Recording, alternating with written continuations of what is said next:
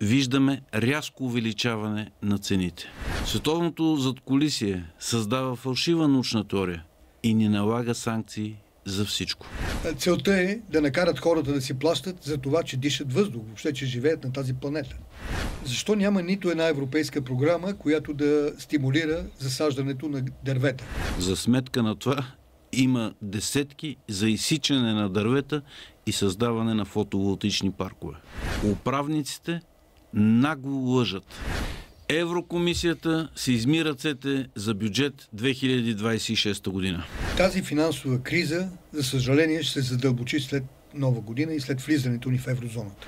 Има непотвърдени данни, че с фалшиви пари са купувани гласове за изборите.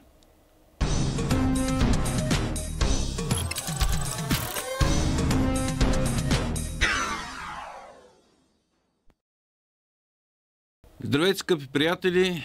Ден след Никулден отново сме в Студио Център и отново, както знаете, всяка неделя, точно в 10 часа, идва времето, когато трябва да си кажем нещата честно, откровенно, без притеснение, без задръжки, от упор.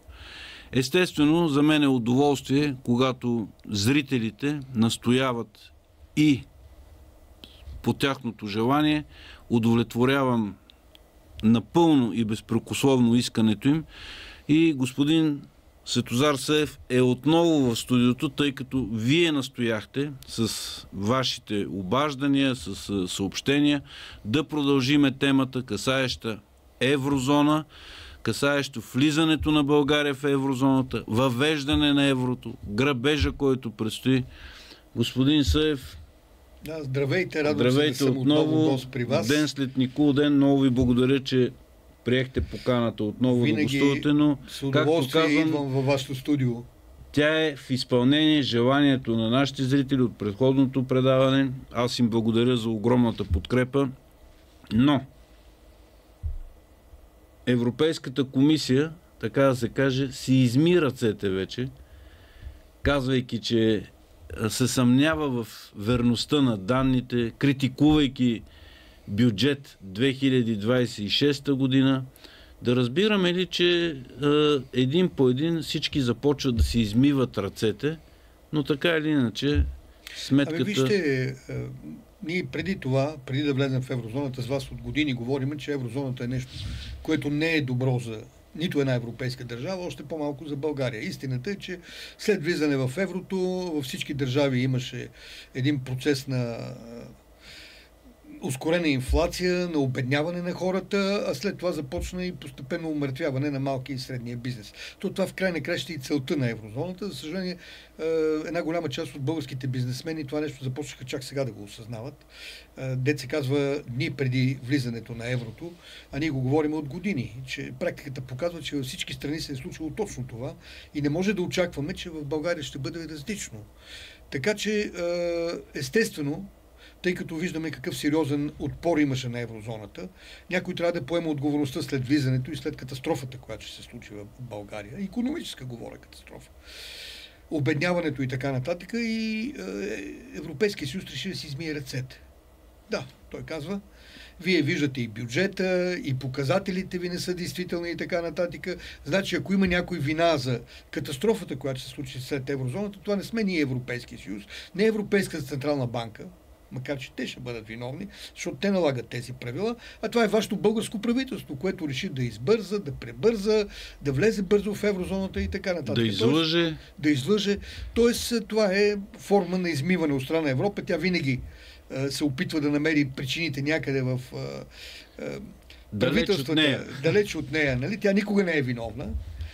И така, но това е нормално. Сметка, това е нормално и за българските политици, и за европейските винаги правят опит да си измият ръцете. Ние не сме тези нивници от преди 35 години, когато наистина излязохме, искахме промяна, искахме свобода и така нататък, но се оказахме уникални наивници, уникални необразовани хора от гледна точка на политика и така нататък. И те си ни изиграха и ни ограбиха.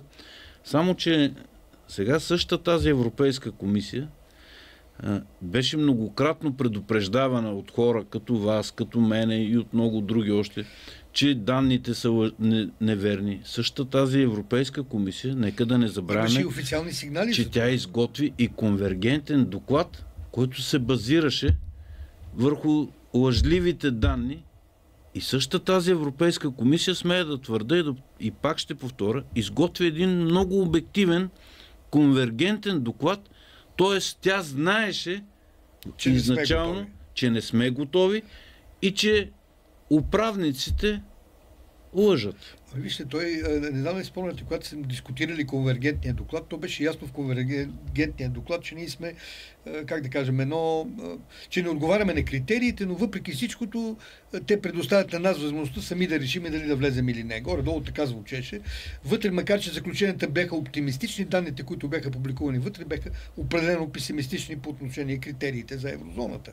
Така че конвергентният доклад пак беше измиване на ръцете. Пак беше така. Ами вие не сте съвсем готови за това нещо. Има много противоречия в данните, които има, но в край на краищата ваше е решението дали желаете или не да влезете в еврозоната. Горе-долу аз такъв беше моя прочит на конвергентния доклад. Мисля, че такава е целта. Те много изуитски играят в Европейската комисия. Винаги правят така, че те да се измият ръцете, да са чисти пред обществото и вината да остава в съответните правителства, каквото е българското правителство. Васално българското правителство. Да, между другото няма как да не се съглася с вас, защото същата тази Европейска комисия в същия този конвергентен доклад удобно беше премахнала отчетите, касаещи дисбалансите, макроекономическите дисбаланси, които ако бяха включени, картината ставаше толкова ужасна, колкото се вижда в момента. Аз, между другото, до сега не съм го казвал, но аз като видях големия напън на правителството за това експресно влизане в еврозоната, в мен се прозря една такава мисъл, макар че това от балансите на Централната банка не се вижда, но в мен се породи едно съмнение, че това бързане за влизане в еврозоната вероятно е свързано с някакъв страх. Със страх от това, че може да се срине валутния борд и да дойде някакво време подобно на... Тоест, нищо чудно тези фалшиви, за които се твърдиха валутни резерви, които има Централната банка, защото не знам дали знаете, но преди години, когато влизахме в валутния борд, оборот, години наред аз следа този процес. Парите в обращение бяха 3-4 милиарда, по-станаха 10, 12, 14, а ние в навечерието на влизане в еврозоната имахме 30 милиарда пари в обращение. Дори в един момент... 32 милиарда. 32, после паднаха на 30 и така. Тоест една огромна парична маса имаше вече в България, което вероятно създаваше някакви предпоставки за страх от евентуален срив. Защото в един момент една част от тези свободни ресурси, левове, ако бяха излезли на пазара за закупуване на валута, можеше в един момент да стане Жан Виденовото време, да се стрине валутния курс и да се окаже, че ние не можем да тук съхраним валутния борд.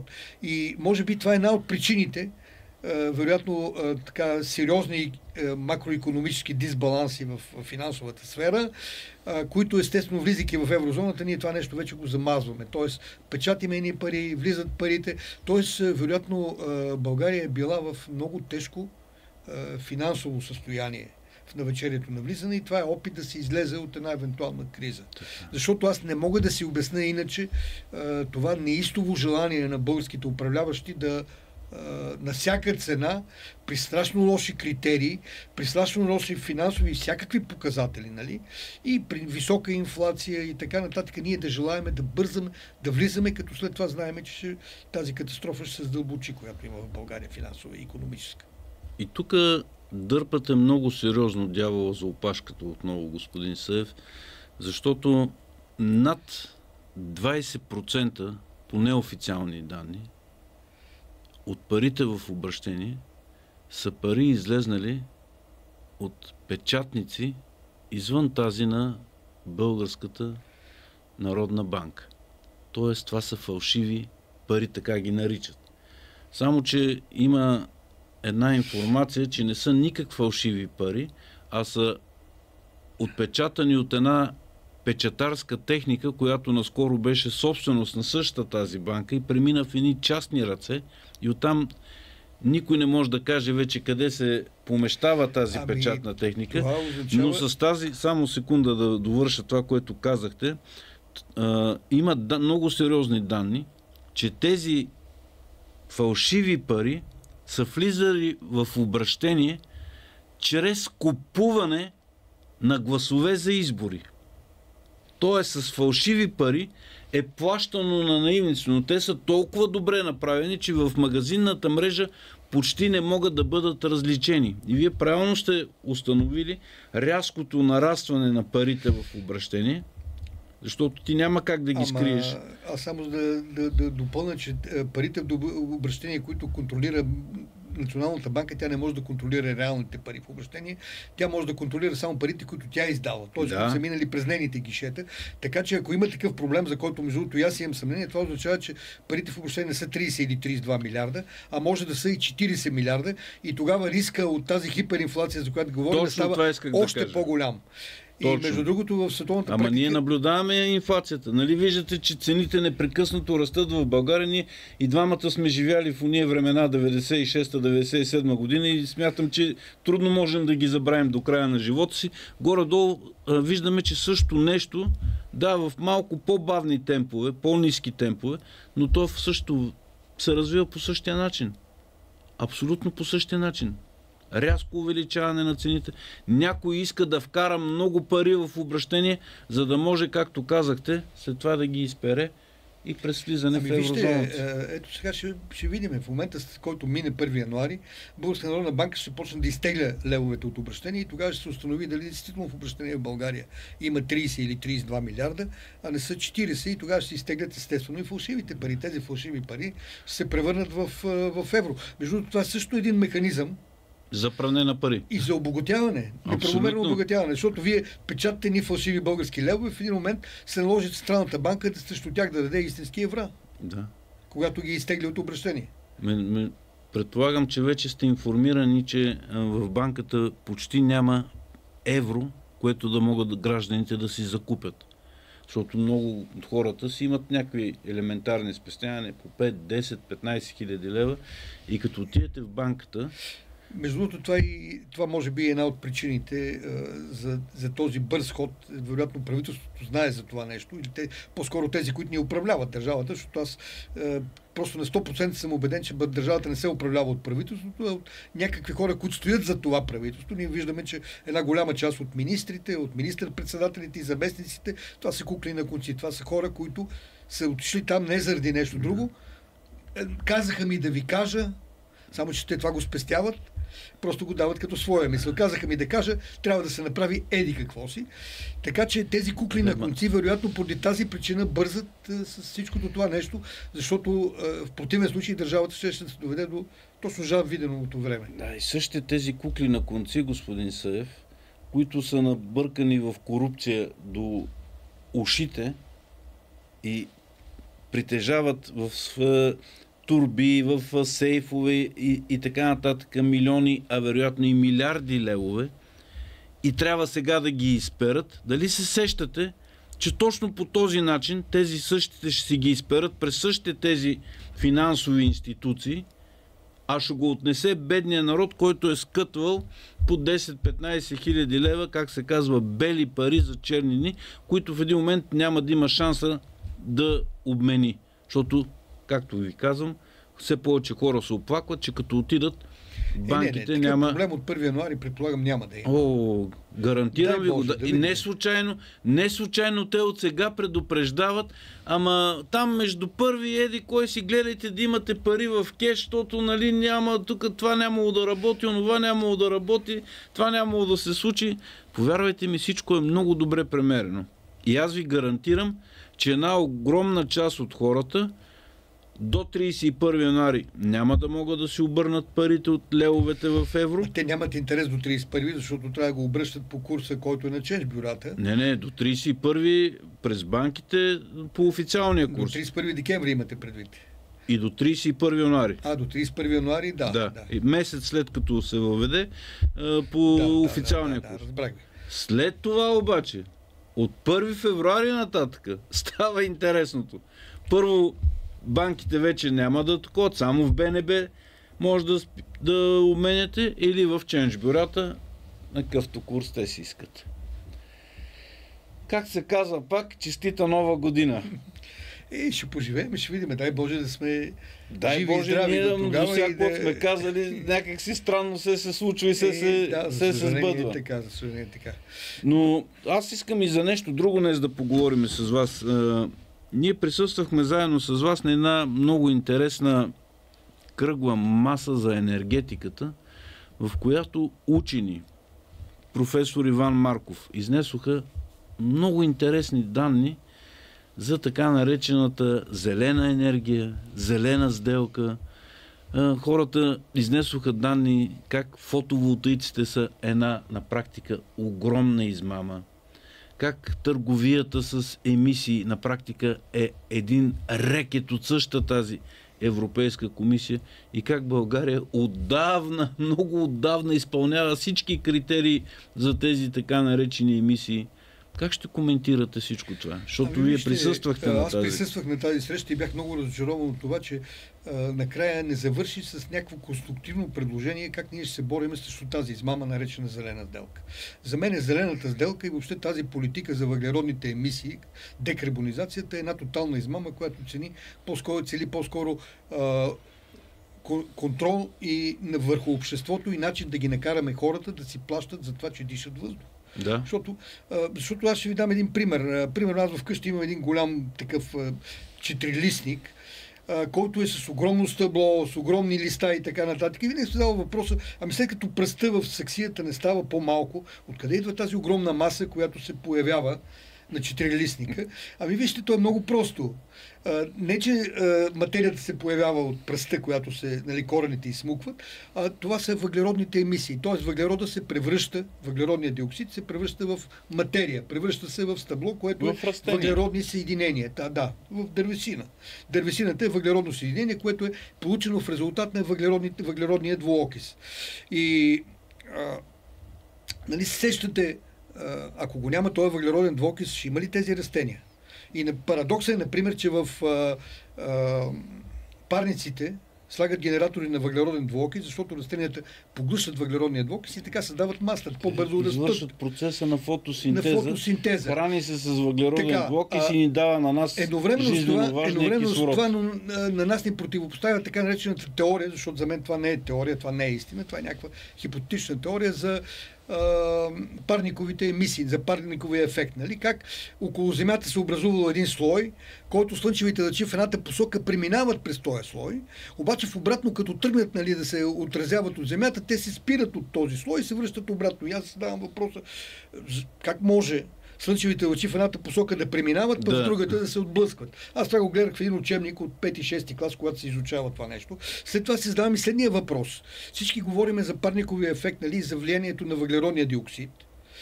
Обаче въглеродният диоксид е 0,004%. Той е по-малко от 400% в това. В същото време за парниковия ефект се твърди, че освен въглеродния диоксид, там е и водните пари, които са между 4 и 6%. Тоест те имат много по-голямо влияние. Освен това, като си помислиме 0,004%, като го разпорим на голяма площ, колко са малко атомите въглероден диоксид, които отразяват тези лъчи. Тоест тяхната плътност е изключително нищожна. Тоест възможно ли е въобще въглеродния диоксид да влияе върху парниковия ефект по този начин, по който го твърдат? Да не говорим, че въглерода и водните пари са много по-тежки от нормалния въздух и ние знаем, че обикновено, когато има емисии, отделяне на въглероден двуокис и така нататък, той пада долу ниско в Земята. Как се качва точно горе? Като добавяме към това и съмненията, че виждате ли най-голямия източник на въглероден диоксид, кои са? Океаните, те заемат 72% от площта на Земята. И те поглъщат огромно количество въглероден диоксид, когато е студено. Когато обаче почнат да се загряват, те почват да го отделят. Също се отнася, когато в температурата на Земята е по-висока, знаете, лятото, когато има жеги 30-40 години, почват горски пожари, които природата по този начин унищожава част от горските масиви, което води до отделяне на огромни количества въглероден двуокис и естествено до намаляване на горите, които абсорбират въглеродния двуокис. Тоест природата е нещо изключително разумно. Тя няма как... се сещате, че ако това е вярно, че въглеродният диоксид увеличава ефекта на загряване на Земята, то този ефект, това се казва положителна обратна връзка. То тогава това, което правят океаните и това, което правят пожарите, то трябва да води до още по-голямо загряване на Земята и Земята в един момент да изпадне в състояние на термичен шок, така да се каже, термична катастрофа. Тоест, много е вероятно въглеродният двуокис, понеже съм говорил с хора учени, те казват, няма пряки доказателства за парникови ефекти или за влиянието на въглерода, но се забелязва, че при повишаване на температурата се увеличава и въглеродния диоксид. Ами, не може ли това да е защитна реакция и въглеродния диоксид да има точно обратно въздействие в природата? Тоест, той да не увеличава нагряването, а да прави опит да го намалява, след като природата при увеличаване на температурата увеличава емисиите на въглероден диоксид. Между другото, има много учени, които са на същото мнение като мене. Твърдат, че въглеродният диоксид не помага за намаляване на глобалното затопляне, точно т.е. не увеличава глобалното затопляне, а точно обратното. Той помага да се намали. Той е реакция на природата с цел да го ограничи в глобалното затопляне. И искам да кажа, че има много учени, които са на такова мнение и споделят такива теории. Според мен огромна част от учените са точно на това мнение. Но искам да кажа и нещо друго. Това, което ми направи впечатление. Вие виждате, световното задкулисие прави една фалшива научна теория. На базата на тази фалшива научна теория, това е теорията за парниковия ефект. На базата на тази научна теория те ни убеждават, че въглероден диоксид е вреден и решават да наложат някакви санкции, т.е. да ни ограничат финансово, да налагат санкции за това, че дишаме, отделяме въглероден диоксид, че животните отделят въглероден диоксид, че фабриките отделят въглероден диоксид. И аз много често съм си задавал въпроса, добре, като въглероден диоксид е толкова вреден, защо няма нито една, а знаеме, че природата, горите и така нататък, дървесината, която се създава, тя е в резултат на абсорбиране на въглеродния диоксид. Защо няма нито една европейска програма, която да ни стимулира да съдиме дървета? А напротив, европейските програми ни стимулират да сечем дърветата и да правим фотоволтаици. Тоест, в цялото това нещо има една огромна измама. И между другото, ние трябва да се взаимстваме този подход, който го прави световното задкулисие с зелената сделка. Тоест, ние трябва да намериме учените, които твърдат обратното. Да развием една такава теория и с тази теория да се противопоставиме на зелената сделка. Да кажем, вие не сте прави. Не е нужно да развиваме теория, ние просто трябва да казваме истината. Ние трябва да ги намерим тези учени, но да дадем гласност на това, което те твърдат. И на базата на това ние да кажем, вие лъжете за тази зелена сделка, вие лъжете за въглеродните емисии. Трябва глобално да се промени тази политика на зелената сделка. Защото аз трябва да ви кажа, вие знаете, че примерно ядрената енергетика и там и други видове източници бяха обявени също за вредна енергия. Да, но има решение на Европейския съд от преди 1 или 2 години, в които еколози поставиха въпросите в Европейския съд, додока експерти говориха и се оказа, че атомната енергия също бе призната за чиста енергия. Тоест, политиката, която беше наложена за закриване на атомни централи, беше отречена и сега започват наново в Европа да изграждат атомни централи.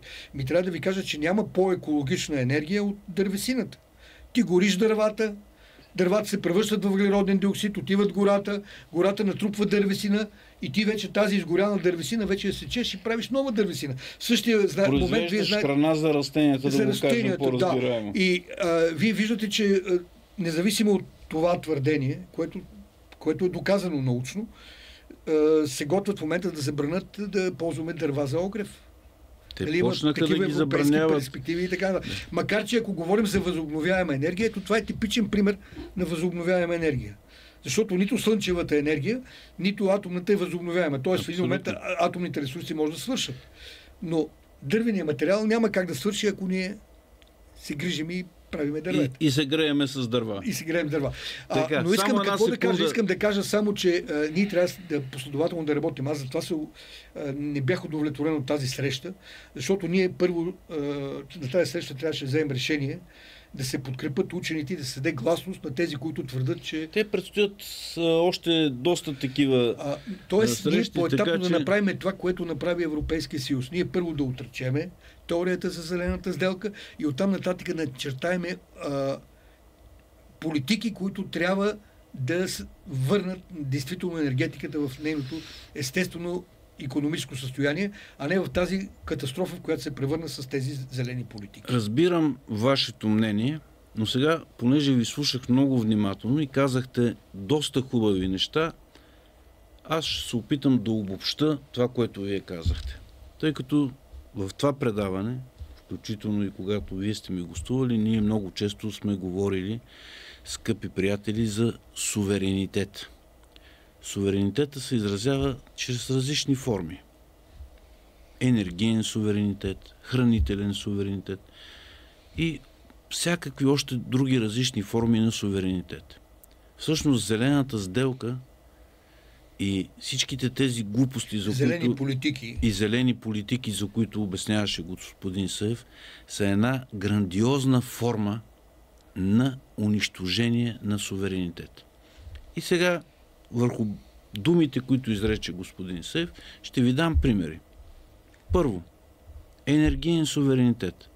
Карат ви и нашите васали приеха закони, с които да стимулират експресно изграждането на фотоволтаици.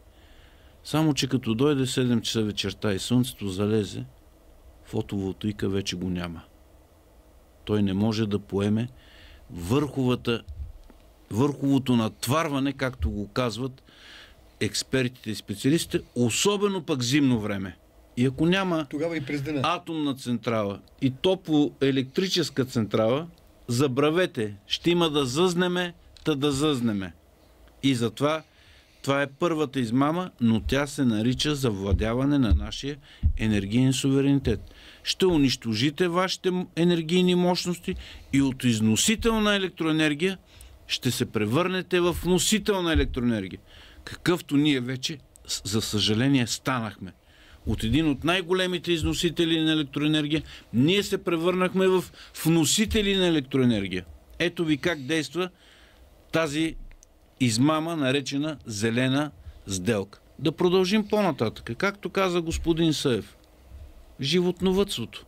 То беше унищожено точно по линия на именно тази зелена енергия. Тъй като лъжеха, че как животните, като акали, като пикаели, извинявам се, нали, че така ви го казвам, произвеждали въглероден двуокис, който... И метан, който, нали, засилва парниковия ефект. Разбирате ли за какви глупости и щуроти? Но всичко това вече касае и хранителния суверенитет и нашата собствена национална сигурност. А особено това, че дървата, с които се греете, били страшно вредни. При положение, че хилядолетия хората се греят с дърва и природата не само, че не е била вредна, но против, произвеждали се истински храни. Нормални, естествени, каквито Господ ни е дал и природата. Всичко това те искат да го починат на техния сатанински пъклен план. Това е, господин Съев, и аз много ви благодаря, че така много обстоятелствено ги разказахте нещата, за да ми дадете възможност аз да ги обобща и хората да ги разберат на един разбираем език, че всичко, което идва от вече, според мен, разпадащия се тотално Европейски съюз, една голяма измама. Е една огромна измама. Като целта е в общия случай унищожение на хората. Заробване. Заробване на хората. Превръщането им в съвременни роби. Да. Точно. Ето за това става въпрос. Благодаря ви, че бяхте гости в днешното предаване. Благодаря ви за всичко хубаво, което разказахте на нашите зрители.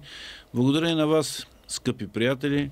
С вас живот и здраве. Ще се видим следващата неделя.